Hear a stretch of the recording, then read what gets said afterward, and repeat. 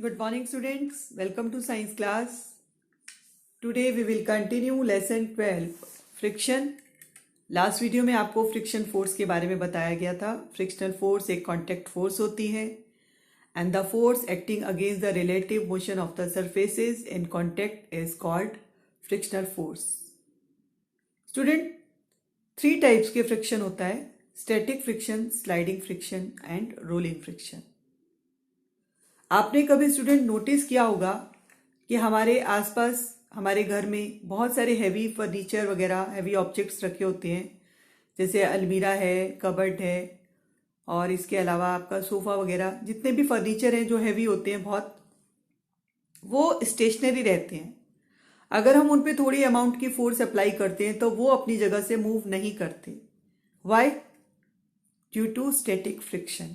यानी कि उन पर स्टैटिक फ्रिक्शन जो है वो अप्लाई हो रहता है, इसी वजह से वो रेस्ट में रहते हैं, वो स्टेशनरी रहते हैं.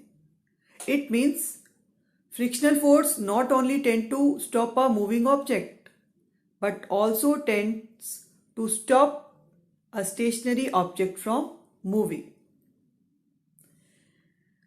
स्टैटिक फ्रिक्शन क्या है स्टूडेंट?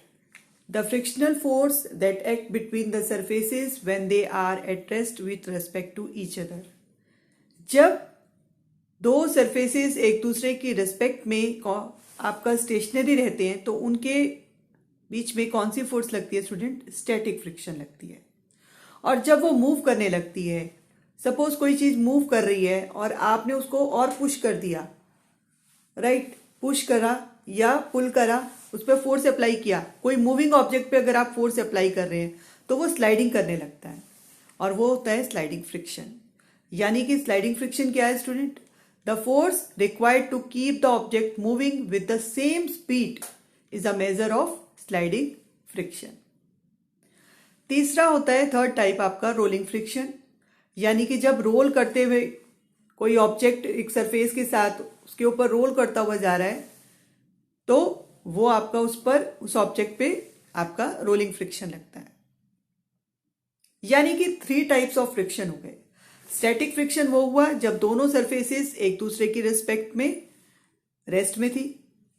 स्लाइडिंग फ्रिक्शन हुआ जब स्लाइड करते हुए कोई ऑब्जेक्ट, मूविंग ऑब्जेक्ट जा रहा है और उस पर फोर्स लगा रहे हैं हम, और वो स्लाइड करता हुआ जा रहा है तो उस पर स्लाइडिंग फ्रिक्शन लगता है.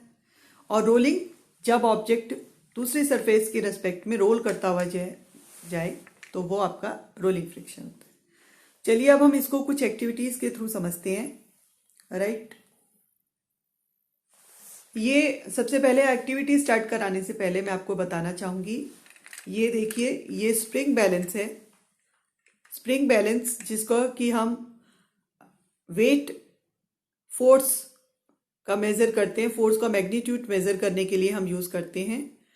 फोर्स को हम न्यूटन में मेजर करते हैं. इसमें 2 तरह से आपका मेजर किया जा सकता है, ग्राम फोर्स और न्यूटन. दोनों में इसको हम मेजर कर सकते हैं. इसके अंदर कॉइल्ड स्प्रिंग लगा हुआ है जिसकी वजह से ये देखिए, जैसे ही हम इस पे वेट कैरी करेंगे तो ये जो कॉइल्ड स्प्रिंग है ये अपना नीचे आ जाएगा. ऊपर इसमें 0 एरर होता है और उसके बाद नीचे इसमें आप देख सकते हैं दोनों तरफ नंबर्स लिखे हुए हैं जिसमें रीडिंग नोट कर सकते हैं. तो जैसे आपका मैंने ये वेट इसमें रखे हुए हैं, देखिए 50-50 ग्राम के मैंने वेट कैरी करे हुए हैं. अब मैं इसके नीचे इसको अटैच कर देती हूँ तो इस तरह से क्या होगा, ये इसमें रीडिंग नोट कर लेगा. जितने आपका वेट कैरी करेगा ये उतना ही वेट यहाँ पर मेजर करेगा. राइट, तो इसको हम इन एक्टिविटीज के लिए यूज करते हैं, फोर्स का मैग्नीट्यूड मेजर करने के लिए. इसको न्यूटन मीटर भी कहा जाता है स्टूडेंट. अब मैं आपको एक्टिविटी बताऊंगी. सबसे पहले आप देख सकते हैं इस पिक्चर में क्या दिखाई दे रहा है आपको? एक ब्लॉक दिखाई दे रहा है. टेबल टॉप पे एक ब्लॉक रखा हुआ है और इस ब्लॉक को हमने आगे हुक प्रोवाइड किया हुआ है जिससे कि हम इसे स्प्रिंग बैलेंस के साथ अटैच कर सकें. स्प्रिंग बैलेंस मैंने अभी आपको दिखाया जिसमें हम फोर्स मेजर करते हैं. अब हमने क्या करा, ये ब्लॉक को थोड़ी सी फोर्स, अभी पहले स्प्रिंग बैलेंस को आप 0 रीडिंग पर फिक्स कर लें. अब आप क्या करें, सेट करने के बाद जो ब्लॉक है उसको स्प्रिंग बैलेंस के साथ अटैच करके और थोड़ी सी फोर्स लगा के उसको पुल करें. थोड़ी सी फोर्स लगाएं. आप क्या देखेंगे, आप ऑब्जर्व करेंगे कि जो आपका ब्लॉक है वो वुडन ब्लॉक अपनी पोजीशन से नहीं हिल रहा है, मूव नहीं करेगा. फिर से आप रीडिंग नोट कर लें। जो आपने फोर्स अप्लाई करी उसकी रीडिंग स्प्रिंग बैलेंस में आ जाती है, न्यूटन मीटर में, उसमें आप उसको रीडिंग को नोट कर लें। अब आप फिर से क्या करें, आप दोबारा से फोर्स, जितनी आपने पहले फोर्स लगाई थी उससे थोड़ी सी अमाउंट आप ज़्यादा, मैग्नीट्यूड ज़्यादा, मतलब थोड़ा और फोर्स को लगाएं, आप अप्लाइड फोर्स और ज़्यादा करें।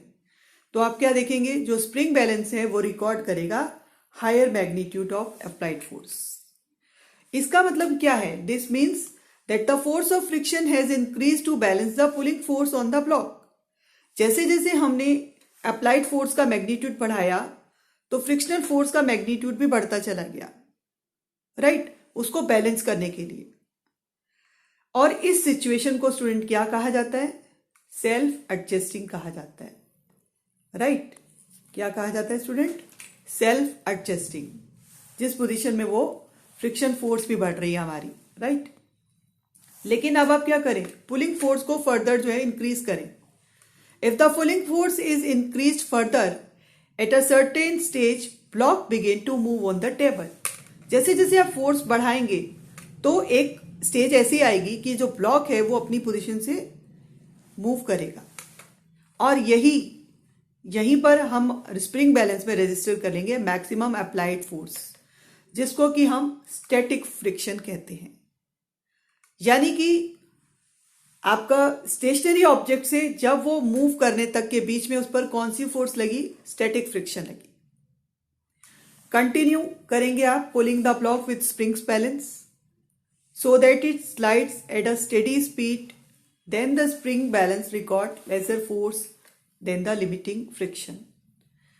अब आप नोटिस करेंगे कि जब हम स्लाइड करते हैं, कोई मूविंग ऑब्जेक्ट है, मूव कर रहा है और उसको आप स्लाइड करते जा रहे हैं, तो उस पे जो स्लाइडिंग फ्रिक्शन है उसका मैग्नीट्यूड अगर आप मेजर करेंगे स्प्रिंग बैलेंस में तो वो कम आता है स्टैटिक फ्रिक्शन से। यानी कि स्टैटिक फ्रिक्शन की जो फोर्स है वो फोर्स ज्यादा होती है स्लाइडिंग फ्रिक्शन से। अब हम इसी तरह से रिपीट करेंगे। अब आप देख सकते हैं एक और पिक्चर में, आप नीचे देखें, इस पिक्चर में आपको दिखाई दे रहा है वुडन ब्लॉक है, वैसे ही स्प्रिंग बैलेंस के साथ उसी तरह से अटैच करा, लेकिन यहां एक डिफरेंस करा हमने क्या किया कि जो ब्लॉक है उसके नीचे हमने 4 पेंसिल्स रख दी राउंड शेप की, ताकि वो रोल कर सके, रोल करते हुए जाती है ना जैसे, उस तरह से।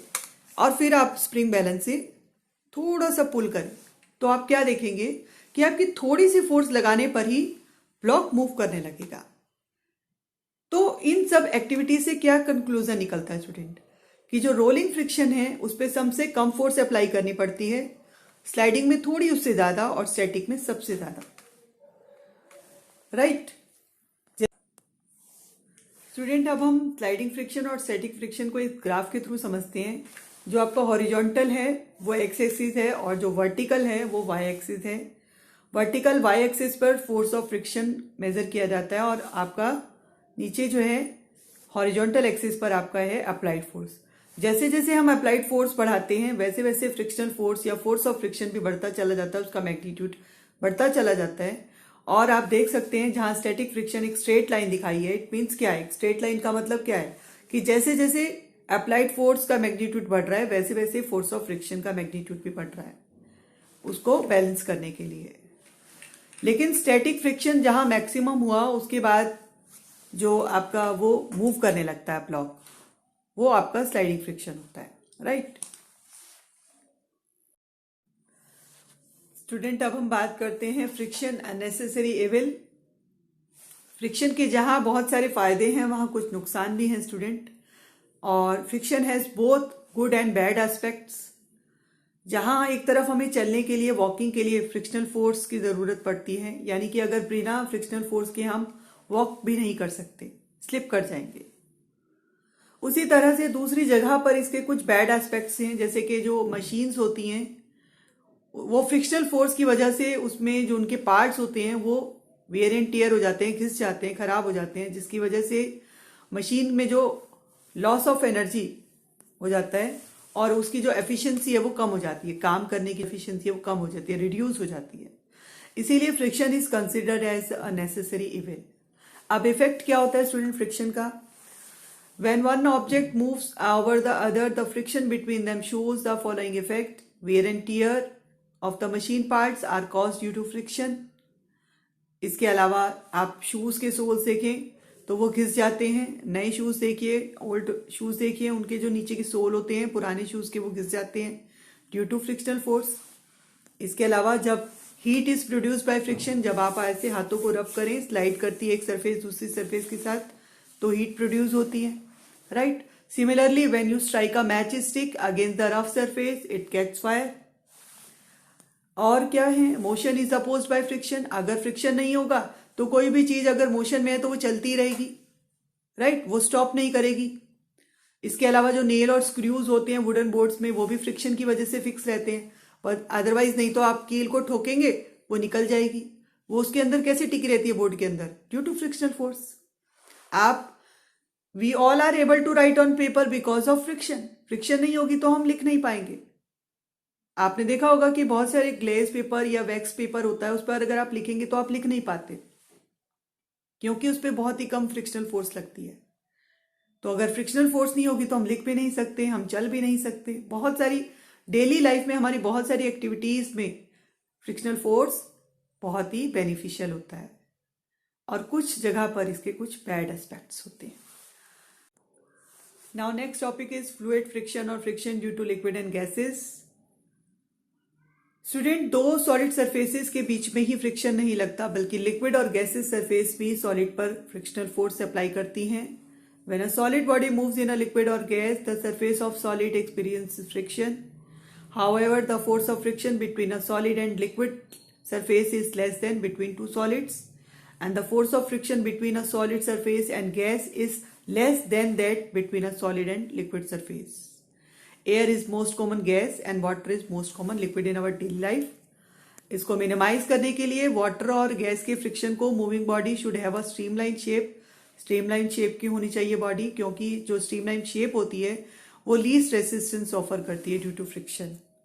इसीलिए जितने भी आपके एरोप्लेन बोट और ये जो है ये सभी जो है इस तरह से डिजाइन किए जाते हैं, स्ट्रीमलाइन शेप बनाए जाते हैं. इसके अलावा जो फिश की बॉडी होती है वो भी स्ट्रीमलाइन होती है ताकि वो इजीली आपका वाटर में स्विम कर सके. काइट्स भी आप देखिए, इसकी शेप भी इसी तरह से सिमेट्रिकल डिजाइन की जाती है, स्ट्रीमलाइन डिजाइन की जाती है. अब इंक्रीजिंग और रिड्यूसिंग फ्रिक्शन में क्या है कि किस तरह से हम इंक्रीज कर सकते हैं फ्रिक्शन को by making the surface rough और by increasing the mass of object. Mass of object जैसे जैसे बढ़ेगा फ्रिक्शनल फोर्स भी उतनी ज्यादा बढ़ेगी. रफ सरफेस जितनी ज्यादा होगी उतनी ज्यादा फ्रिक्शनल फोर्स ज्यादा होगी. तो इस तरह से हम इंक्रीज कर सकते हैं फ्रिक्शन को. कबड्डी प्लेयर जो होते हैं वो रब करते हैं अपने हैंड को with soil for better grip of their opponents. इसके अलावा जो व्हीकल्स होते हैं उनके टायर्स में जो ग्रूव्स बनाए जाते हैं ताकि इंक्रीज करा जा सके resistance with the road. Spikes जो हैं प्रोवाइडेड किए जाते हैं एथलीट्स के शूज में ताकि वो भी फ्रिक्शन को इंक्रीज कर सके. अब हम किस तरह से रिड्यूस कर सकते हैं फ्रिक्शन को? पॉलिशिंग सरफेस को पॉलिश करके उसको स्मूथ बनाकर, right. Streamlining the body by applying oil, grease और लुब्रिकेंट. ऑयल ग्रीस लगाने से क्या होता है, वो भी सरफेस स्मूथ हो जाती है और उसकी वजह से जो आपका फ्रिक्शनल फोर्स होती है वो कम अप्लाई करनी पड़ती है. इसी के अलावा जो है टेल्कम पाउडर वगैरह डाल दें अगर आप वुडन सरफेस पर, जैसे कैरम बोर्ड वगैरह पर, तो उसकी जो सरफेस है वो भी स्मूथ हो जाती है, तो उसकी वजह से भी फ्रिक्शन कम लगेगा. व्हील्स क्या एग्जांपल है रोलिंग फ्रिक्शन का? रोलिंग फ्रिक्शन जो होता है वो लेसर होता है. बॉल बियरिंग और roller bearing, these are made in various design to reduce friction and have a small balls of steel between steel surfaces. आप देख सकते हैं इस पिक्चर में किस तरह से बीच में बॉल्स बनाई हुई हैं रोलिंग के लिए ताकि इसमें भी जो है फ्रिक्शन, जो फ्रिक्शनल फोर्स है वो रिड्यूस की जा सके. उम्मीद करती हूँ कि आपको यहाँ तक चैप्टर अच्छे से समझ आ गया होगा. Thank you.